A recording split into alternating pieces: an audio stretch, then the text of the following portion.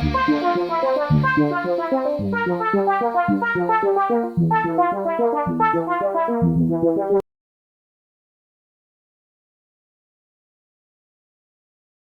है दोस्तों engineer code class में। आज हम बात करेंगे मोर्थ के section 200 site clearance close 201 clearing and grooving.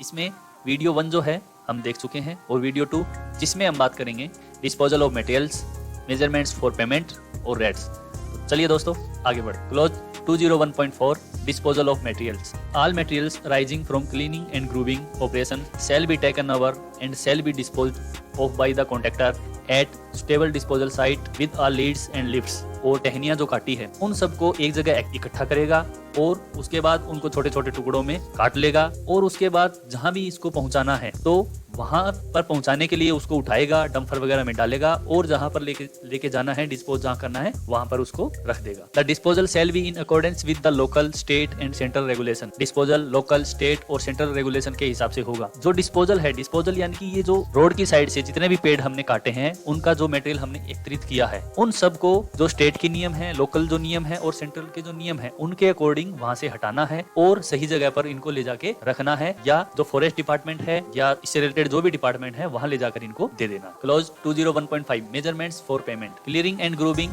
For road embankment, drains and cross drainage structure shell be measured on area basis in term of hectares. यानी सड़क के किनारे, नालियों और क्रॉस ड्रेनेज स्ट्रक्चर के लिए सफाई या उखाड़ना एरिया के हिसाब से हेक्टर में मापा जाएगा। इसमें यह बताया गया है कि जो सड़क के जो किनारे जितने भी नालियां हैं, क्रॉस ड्रेनेज जो सिस्टम है, जो स्ट्रक्चर है, उनकी सफाई किया और उनको वहां से हटाया तो जो एरिया क्लीन जो किया गया है उस एरिया को हेक्टर में मापा जाएगा। Cutting of trees up to 300 mm in girth and removal of their stumps including removal of stump up to 300 mm in girth left over after trees have been cut by any other agency and trimming of branches of tree extending above the roadway and backfilling to the required compaction shall be considered incidental to the cleaning and grooving operation। यानी 300 mm तक की मोटाई वाले पेड़ों को काटना और उनके ठूंठ यानी स्टम्प्स को हटाना, जिसमें किसी दूसरी एजेंसी द्वारा पेड़ों को काटने के बाद बचे 300 mm तक की मोटाई वाले ठूंठ को हटाना और सड़क के ऊपर फैली पेड़ों की डालियों को काटना और जरूरी कॉम्पैक्शन तक बैक फिलिंग करना सफाई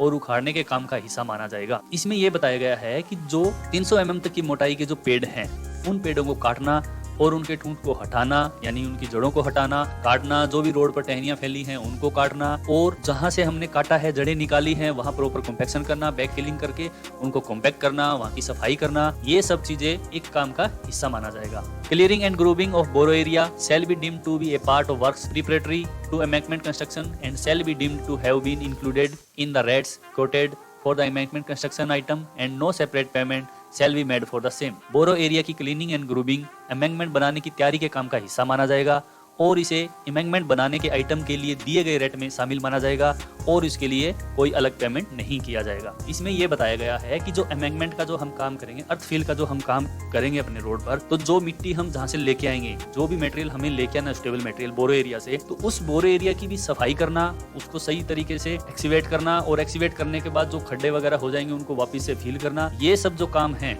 वो जो एम्बैंकमेंट का जो काम है उसी का हिस्सा माना जाएगा, उसका अलग से कोई पेमेंट नहीं होगा। यानी कि जो अर्थवर्क का जो काम है उसके जो रेट्स हैं उसी के अंदर उसको इंक्लूड किया गया है, उसका अलग से पेमेंट नहीं मिलेगा। Ground level shall be taken prior to and after cleaning and grubbing. जमीन की सफाई और खुदाई से पहले और बाद में जमीन का लेवल लिया जाएगा। इसका मतलब है कि जब हम साइट पर काम करने जाएंगे तो सबसे पहले उसके लेवल लेंगे और उसको जब साफ करेंगे उसके बाद भी उसके लेवल लेंगे, ये चीज इसमें बताई गई। Levels taken prior to cleaning and grubbing shall be the base level and will be accordingly used for assessing the depth of clearing and grubbing and computation of quantity of any unstable material which is required to be removed. यानी सफाई और खुदाई से पहले लिया गया level base level होगा और उसी हिसाब से सफाई और खुदाई की गहराई का अंदाजा लगाना और किसी भी बेकार सामान की मात्रा का हिसाब लगाने के लिए इस्तेमाल किया जाएगा जिसे हटाने की जरूरत है। इसमें यह बताया गया है कि जैसा एज इट इज ग्राउंड जो हमें मिलता है जब हम स्टार्ट में साइट पर जाते हैं तो उसके लेवल लिए जाएंगे, उसके बाद ही क्लियरिंग एंड ग्रूविंग का काम किया जाएगा। तो कितनी डेप्थ तक हमने सफाई की है वो उसी लेवल के अकॉर्डिंग मेजरमेंट किया जाएगा, या कोई अलग से कोई चीजें हटाई गई है या गहराई तक कोई चीजें ले जाई गई है स्पेशल कंडीशन में, तो वो मेजरमेंट भी उसी लेवल के अकॉर्डिंग करना पड़ता है। The levels taken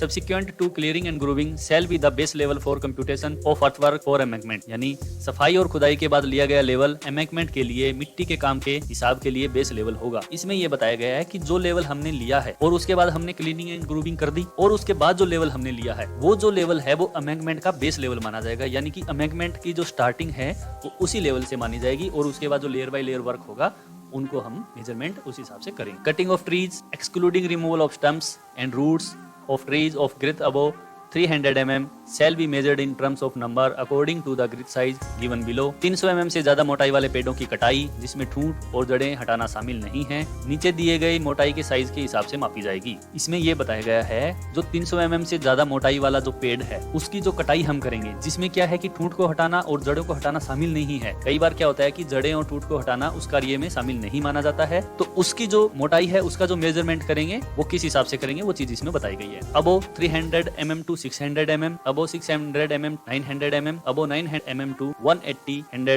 mm, above 180 100 mm। यानी कि ये जो मेजरमेंट दिया गया है उन सब माप का जो एक फिक्स रेट जो दिया गया है साइज के हिसाब से उसी के अनुसार हम इसका मेजरमेंट। देखिए दोस्तों जैसे ये साइज है ये 300 mm से ज्यादा, 600 से ज्यादा, 600 से 900 से के बीच में, 900 से 1800 के बीच में और 1800 से ज्यादा का साइज। इस तरीके जैसे ये मेजरमेंट किया जा रहा है इस तरीके से इसका मेजरमेंट कर। ठीक है दोस्तों आगे बढ़। Removal of stumps and roots including back filling with stable material to required compaction shall be a separate item and shall be measured in term of numbers according to the size given below। यानी कि stump और जड़ों को हटाना जिसमें सही material से back filling करके जरूरी कॉम्पैक्शन करना शामिल है एक अलग आइटम होगा और इसे नीचे दिए गए साइज के हिसाब से नंबर में मापा जाएगा। पेड़ हमने काटा है उस पेड़ के उसमें जो जड़ें जो हटाई है और बाद में जो खड्डा जो हो गया है उसमें बैक फिलिंग किया है, प्रॉपर कॉम्पैक्शन किया गया है, ये एक अलग आइटम है और इसका जो मेजरमेंट है वो जो ये साइज दिए गए हैं इनके अकॉर्डिंग मेजरमेंट करेंगे। सेम है दोस्तों 300 mm से ऊपर और 600 mm से तक और 600 mm से ऊपर और 900 mm तक, 900 mm से ऊपर और 1800 mm तक और 1800 mm से ऊपर। ये जो अलग अलग साइज जो हैं इनके अलग अलग रेट होते हैं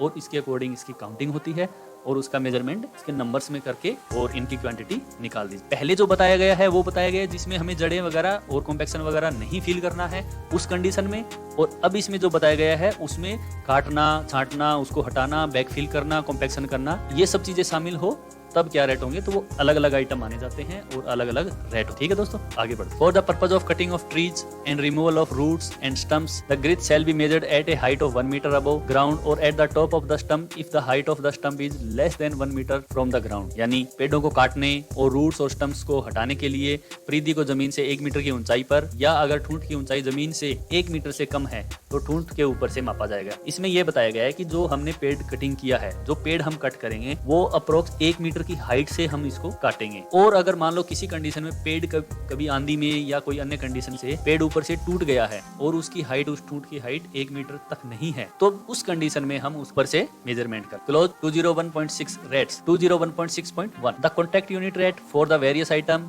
of clearing and grubbing shall be payment in full for carrying out the required operations including full compensation for all labours, materials, tools, equipment and incidental necessary to complete the work. Clearing and grubbing के अलग अलग item के लिए contract unit rate जरूरी काम को करने के लिए पूरा पेमेंट होगा, जिसमें काम पूरा करने के लिए जरूरी सभी लेबर, मटेरियल्स, टूल, इक्विपमेंट और जरूरी खर्चों का पूरा मुआवजा शामिल होगा। इसमें यह बताया गया है कि जो सीएनजी का जो काम है, जो अलग अलग जो भी आइटम है उसका जो रेट है वो कॉन्ट्रैक्ट यूनिट रेट के हिसाब से ही काउंट होगा, जिसमें जो काम और उसका जो पेमेंट जो है वो कॉन्ट्रैक्ट यूनिट रेट के हिसाब से होगा, जिसमें मटेरियल, लेबर, टूल, इक्विपमेंट आदि जो एक्स्ट्रा खर्चे हैं उन सबको इंक्लूड करके उसमें एक यूनिट रेट के हिसाब से पेमेंट दिया जाए। This will also include removal of stumps of tree less than 300 mm girth, excavation and backfilling to required density where necessary and handling, giving credit towards salvage value, disposing of the cleared materials with all lifts and leads। यानी इसमें 300 mm से कम मोटाई वाले पेड़ों के ठूंठ हटाना, जरूरत के हिसाब से खुदाई और बैकफिलिंग करना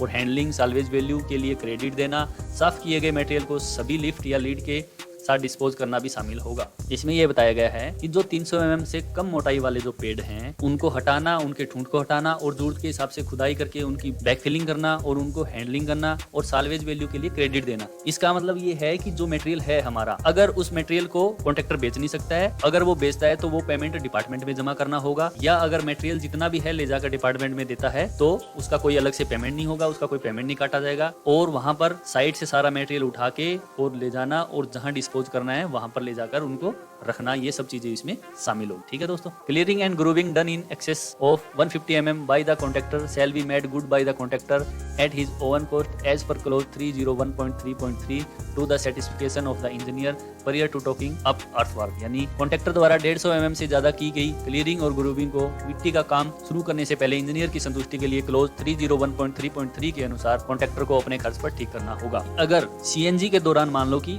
बड़े 150 mm से ज्यादा की साइज के बड़े खड्डे होते हैं, जैसे जड़ें निकाली या कोई अदर कोई मटेरियल था उनको निकाला, उसके कारण जो बड़े जो खड्डे हो गए हैं 150 mm से ज्यादा, तो उन्हें जो है मिट्टी से वापिस से भरना। ठीक है, जब भी हम अपना अर्थवर्क का काम शुरू करेंगे उससे पहले उनको भरना होगा और इंजीनियर को चेक करवाना है, वो क्लोज 301.3.3 के अनुसार उसको चेक करवाना है और जो इन सब का जो खर्च है वो ठेकेदार खुद वहन। Where clearing and grubbing is to be done to a level beyond 150 mm due to site consideration as directed by the engineer, the extra quantity shall be measured and paid separately. यानी जहां site की वजह से engineer के कहने पर 150 mm से ज्यादा लेवल तक सफाई और ग्रूविंग की जानी है, वहां एक्स्ट्रा क्वांटिटी को मापा जाएगा और उनका पेमेंट अलग से किया जाएगा। कई बार क्या होता है कि 150 mm से मान लो बहुत ज्यादा कचरा है, अंदर जो मटेरियल है वेस्टेज मटेरियल बहुत ज्यादा है, तो उसको 150 mm से ज्यादा तक भी गहराई तक भी हटाना पड़ता है, तो उसके लिए अलग से क्वांटिटी मेजरमेंट होगी और उसका अलग से पेमेंट भी दिया जाएगा अगर इंजीनियर उन सब चीजों के लिए अप्रूवल देता है उसी clause 201.6.2 the contract unit rate for cutting tree of girth above 300 mm shall include handling giving credit towards salvage value disposing of the cleared material with all lifts and leads. यानी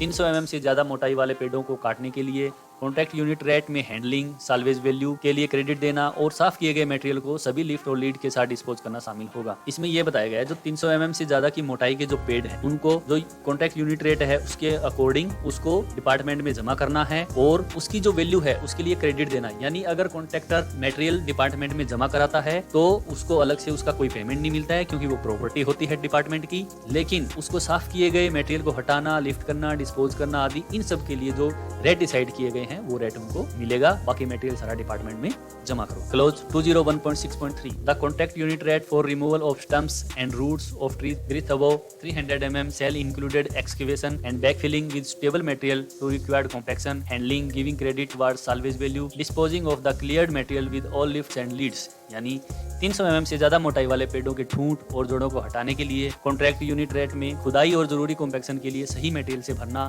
handling salvage value के लिए credit देना और साफ किए गए material को सभी लिफ्ट और लीड के साथ हटाना शामिल। इसमें यह बताया गया है जो 300 mm से ज्यादा मोटाई वाले जो पेड़ हैं उनको वहां से हटाना, उनकी जड़ों को हटाना और उसकी जो जड़े को हटाने के लिए जो खुदाई की गई है वो चीजें और उसका वापिस से मटेरियल भर के उसका कॉम्पैक्शन करना और जो मटेरियल जमा कर दिया है उसका क्रेडिट देना और साफ जो किया गया मटेरियल उसको उठाना और ले जाना, ये सब चीजें यूनिट रेट में शामिल होगी। Clause 201.6.4 the contract unit rate is deemed to include credit towards value of usable materials, salvage value of unusable materials and offset price of cut trees and stumps belonging to the forest department. यानी contract unit rate में इस्तेमाल होने वाले सामान की कीमत, बेकार सामान की साल्वेज कीमत और फॉरेस्ट डिपार्टमेंट के कटे हुए पेड़ों और ठूठों की ऑफसेट कीमत का क्रेडिट शामिल माना जाता है। यानी कि इसमें यह बताया गया है जो कॉन्ट्रैक्ट यूनिट रेट है उसमें जो रेट जो दिए गए हैं उसमें जो सामान की कीमत है, बेकार सामान की जो वैल्यू है और फॉरेस्ट डिपार्टमेंट के कटे हुए पेड़ जो हैं और ठूंठ की जो ऑफसेट वैल्यू यानी कि वापिस जो जमा करा दिया उनकी वैल्यू है, उन सब का क्रेडिट जो है वो उस रेट में शामिल माना। The offset price of cut trees and stumps belonging to the forest department shall be deducted from the amount due to the contractor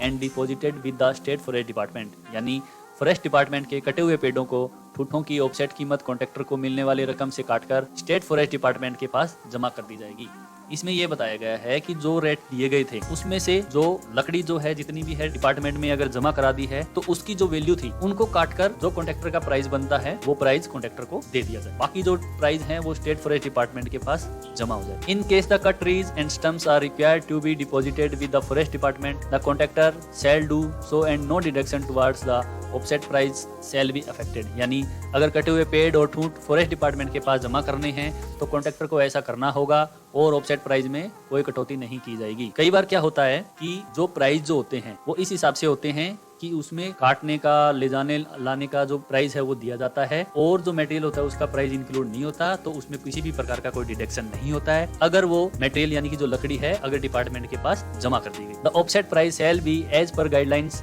estimate of the state forest department, यानी offset price state forest department की guideline estimates के हिसाब से होगा। इसमें यह बताया गया जो ऑफसेट प्राइस जो है, ऑफसेट प्राइस का मतलब है जो लकड़ी जो है उसका जो प्राइस जो डिसाइड किया गया वो जो प्राइस है वो स्टेट फॉरेस्ट डिपार्टमेंट की गाइडलाइन के अनुसार और उसके एस्टीमेट के हिसाब से ही उसके रेट तय किए जाएंगे। कॉन्ट्रैक्टर खुद से उसके कोई रेट तय नहीं कर सकता है। Clause 201.6.5 Here a contractor does not include separate item of clearing and grouping, the same shall be considered incidental to the earthwork item and the contract unit price for the same shall be considered as including clearing and grouping operation। जहां किसी contract में clearing and ग्रूबिंग के अलग अलग item शामिल नहीं है, उन्हें अर्थवर्क आइटम के लिए आकस्मिक माना जाएगा और उसके लिए कॉन्ट्रैक्ट यूनिट प्राइस को क्लियरिंग एंड ग्रूबिंग ऑपरेशन शामिल करने वाला माना जाएगा। इसमें यह बताया गया है कि कई बार क्या होता है कि जो सीएनजी का जो काम है, क्लियरिंग एंड ग्रूबिंग का जो काम है, उसको एक अलग आइटम रेट नहीं माना जाता, उसको अर्थवर्क के साथ ही इंक्लूड किया जाता है। तो इस कंडीशन में क्या होगा, उसको अलग से सीएनजी का कोई पैसा नहीं मिलेगा, जब अर्थवर्क का जो काम होगा उसी के साथ उसका